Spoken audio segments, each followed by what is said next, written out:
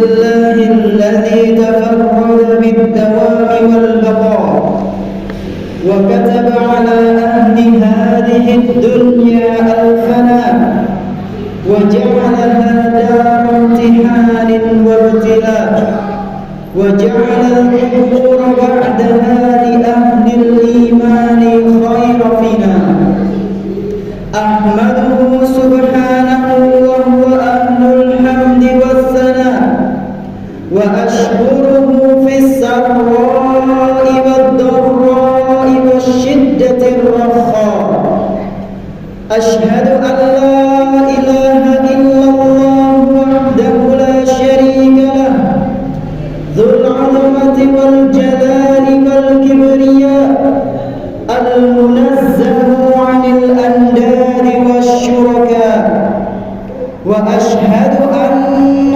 محمدا عبد الله ورسوله سيد الأصفياء وخاتم الأنبياء صلى الله وسلم وبارك عليه وعلى آله الأتقياء وأصحابه الأوفياء والتابعين ومن تبعهم بإحسان ما دامت الأرض والسماء. معاشر المسلمين rahimani wa rahimakumullah. Marilah kita tingkatkan ketakwaan kita kepada Allah Subhanahu wa taala dengan sebaik-baik takwa. Menjalankan apa saja yang diperintahkan oleh Allah Subhanahu wa taala dan berusaha semaksimal mungkin menjauhi apa saja yang dilarang oleh Allah Azza wa Jalla. Bersyukurlah hanya kepada Allah Subhanahu wa taala atas segala kenikmatan yang telah Dia berikan kepada kita. Memohon ampunlah hanya kepada Allah Subhanahu wa taala atas segala dosa-dosa yang sering kali kita lakukan di setiap harinya. Tak lupa pula salawat beserta salam semoga senantiasa tercurah limpahkan kepada Nabi kita yang tercinta, Nabi Muhammad sallallahu alaihi wasallam beserta para keluarganya, para sahabatnya dan umatnya yang senantiasa mengikuti sunnah-sunnah beliau hingga hari akhir nanti. Jamaah salat Jumat yang berbahagia, Abu Ayyub Al-Ansari radhiyallahu anhu merupakan salah seorang sahabat Nabi sallallahu alaihi wasallam. Dia pernah menceritakan sebuah kisah yang terjadi di antara Nabi sallallahu alaihi wasallam dengan salah seorang Arab Badui.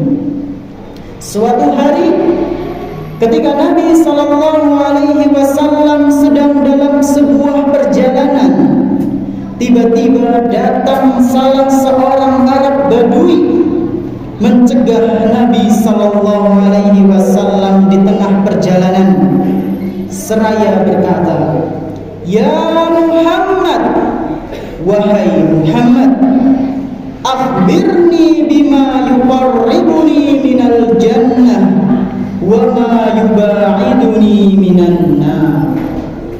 Wahai Muhammad, kabarkanlah kepadaku tentang amalan-amalan yang bisa mendekatkanku kepada surga dan amalan-amalan yang bisa menjauhkanku dari siksa api neraka.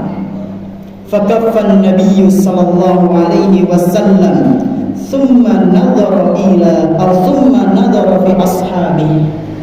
Maka Nabi sallallahu alaihi wasallam pun memberhentikan perjalanannya sejenak. Kemudian beliau melihat ke arah para sahabatnya seraya bersabda, "Laqad wuffiqa aw laqad hudiya." Wahai para sahabatku, tahukah kalian sungguh orang ini, yaitu si Arab Badui tadi, dia telah mendapatkan taufik dari Allah, dia telah mendapatkan hidayah dari Allah, karena dia mau bertanya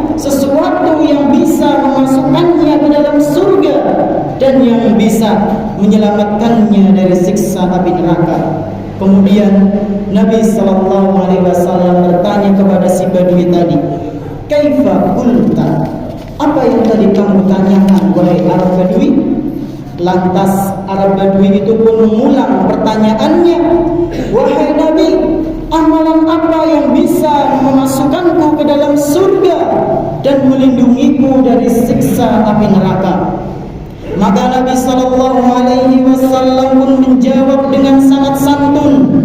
Beliau bersabda, "Ta'budullaha la tusyriku bihi syai'a." Beribadahlah engkau hanya kepada Allah Subhanahu wa taala. Janganlah engkau mempersekutukannya dengan satu apapun. Ini yang pertama. Kemudian yang kedua beliau mengatakan, "Wa tuqimus shalah," dan tunaikanlah salat-salat yang wajib. "Wa tu'tiz zakah," dan tunaikanlah zakat. "Wa tasilur rahim," dan tunaikanlah atau sambunglah tali silaturahim. Hadis sahih riwayat Imam Muslim. Inilah sebuah permintaan yang berkelas yang disodorkan oleh salah seorang Arab Badui kepada Rasulullah sallallahu alaihi wasallam, yaitu sebuah amalan yang bisa membantu seorang hamba masuk ke dalam surga dan melindunginya dari siksa api neraka atas izin Allah tabaraka wa taala. Jamaah rahimakumullah.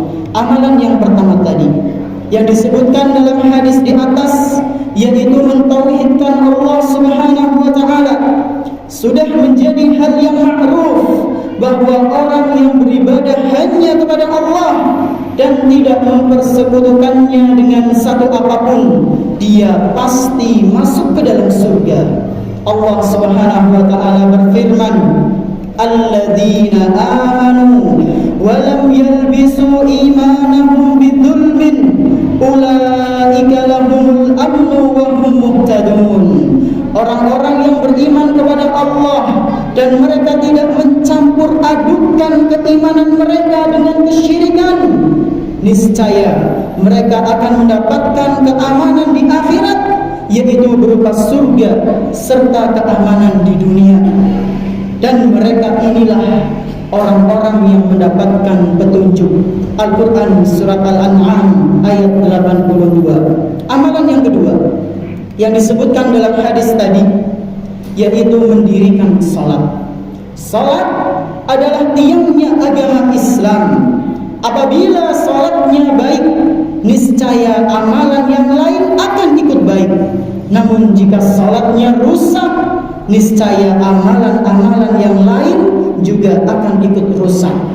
Oleh karena itu tak heran jika ada orang yang meninggalkan salat, urusannya berantakan, keislamannya kacau, dan kepribadiannya sangat buruk. Mengapa keadaannya bisa seperti itu? Karena dia tidak menjaga tiang agamanya. Rasulullah sallallahu alaihi wasallam pernah bersabda, "Rasul amri al-Islam wa amuduhu as-salatu." Inti atau pokok dari segala perkara adalah Islam, dan tiangnya yaitu pondasi dari Islam adalah salat. Hadis riwayat At-Tirmidzi dinilai sahih oleh Syekh Al-Albani. Maka dari itu, marilah kita jaga salat kita. Jangan sampai menyia-nyiakannya. Dengan begitu, Allah pasti akan memperbagus amalan kita dan memudahkan kita masuk ke dalam surga. Amalan yang ketiga yaitu zakat. Orang-orang yang menunaikan zakat, dia akan dimudahkan masuk ke dalam surga dan dijauhkan dari siksa api neraka. Adapun orang-orang yang enggan menunaikan zakat, kelak di hari kiamat hartanya akan berubah menjadi ular yang sangat besar, lalu memakan orang-orang yang tidak mau menunaikan zakat. Dari Abu Hurairah radhiyallahu anhu, Rasulullah sallallahu alaihi wasallam pernah bersabda, "Man atahullahu malan falam yu'addi zakatah." Barang siapa yang Allah berikan harta namun tidak menunaikan zakatnya, musila lahu maluhu yawmal qiyamati syuja'an aqra'a lahu zabibatani yutawwaquhu yawmal qiyamah. Niscaya Allah akan rubah hartanya kelak di hari kiamat menjadi ular jantan besar yang bertanduk dan memiliki 2 taring. Kemudian beliau melanjutkan sabdanya, ya'khudhu bilihzimataihi ya'ni bisyidqaihi. Lalu ular itu pun melilit orang tersebut pada hari kiamat. Summa yaqul, kemudian ular itu mengatakan, ana maluka ana kanzuka. Aku ini adalah hartamu yang dulu, aku ini adalah simpananmu yang dulu. Hadis sahih riwayat Imam Al-Bukhari. Barakallahu li wa lakum fil Qur'anil azim wa nafa'ani wa iyyakum bi hadyi sayyidil mursalin. Aqulu qawli hadza wa astaghfirullah li wa lakum wa li jami'il muslimin fastaghfiruhu innahu huwal ghafurur rahim.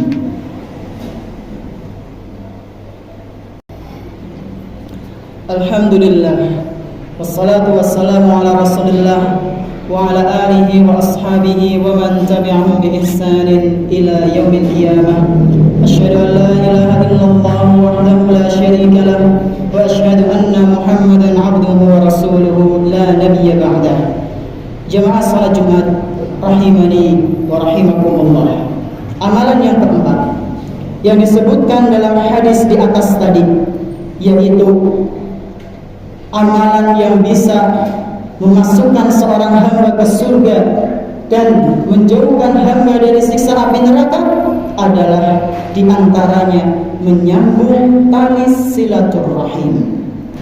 Mengenai amalan yang keempat ini, betapa banyak manusia yang lalai darinya. Padahal silaturahim memiliki banyak sekali manfaat bagi orang yang menjaganya. Selain bisa mempererat hubungan keluarga, memperluas rizki dan memanjangkan umur, silaturahim juga bisa mendatangkan kasih sayang Allah Subhanahu wa ta'ala serta balasan kebaikan yang akan didapatkan di dunia dan di akhirat bagi orang yang menjaganya. Dalam sebuah hadis qudsi, Allah Subhanahu wa ta'ala berfirman, man wasalaha wasaltuhu wa man qata'aha batattuhu. Barang siapa yang menyambung tali silaturahim, niscaya aku akan menyambungnya, yaitu membalasnya dengan kebaikan dan surga. Dan barang siapa yang memutus tali silaturahim, niscaya aku, kata Allah Subhanahu wa ta'ala, akan memutusnya, yaitu akan membalasnya dengan azab. Hadis riwayat Abu Dawud dan dinilai sahih oleh Syekh Al-Albani. Inilah jamaah rahimakumullah, 4 amalan yang bisa mendekatkan seorang hamba dari ke dalam surga dan bisa menjauhkan seorang hamba dari siksa api neraka yang Rasulullah sallallahu alaihi wasallam kabarkan dalam hadisnya. Semoga kita bisa mengamalkan keempat amalan tersebut, istiqomah di atasnya, lalu dimasukkan ke dalam surganya. Amin ya rabbal alamin. Hadza wa sallu wa sallimu rahimakumullah ala khairil wara ar-rasulul mujtaba an-nabiyyul mustafa kama amarakum bidzalika rabbukum jalla wa ala. Faqala Allah subhanahu wa ta'ala, inna Allaha wa malaikatahu yusalluna 'alan nabi ya ayyuhalladzina amanu sallu 'alaihi wa sallimu taslima. Allahumma salli 'ala Muhammad wa 'ala ali Muhammad kama sallaita 'ala Ibrahim wa 'ala ali Ibrahim innaka Hamidum Majid. Allahumma barik 'ala Muhammad wa 'ala ali Muhammad kama barakta 'ala Ibrahim wa 'ala ali Ibrahim innaka Hamidum Majid. اللهم أعز الإسلام والمسلمين وأذل الشرك والمشركين ودمر أعداء الملة والدين يا رب العالمين. اللهم اغفر لنا ولوالدينا وارحمهما كما ربيانا صغارا. اللهم انصر إخواننا المسلمين المستضعفين في فلسطين. اللهم انصر إخواننا المسلمين المستضعفين في فلسطين. اللهم انصر إخواننا المسلمين المستضعفين في فلسطين ودمر أعداء الملة والدين يا رب العالمين. وانصر إخواننا المسلمين في إندونيسيا وإخواننا المسلمين في كل مكان. ربنا ظلمنا أنفسنا وإن لم تغفر لنا وترحمنا لنكونن من الخاسرين. ربنا لا تزغ قلوبنا بعد إذ هديتنا وهب لنا من لدنك رحمة إنك أنت الوهاب. ربنا آتنا في الدنيا حسنة وفي الآخرة حسنة وقنا عذاب النار.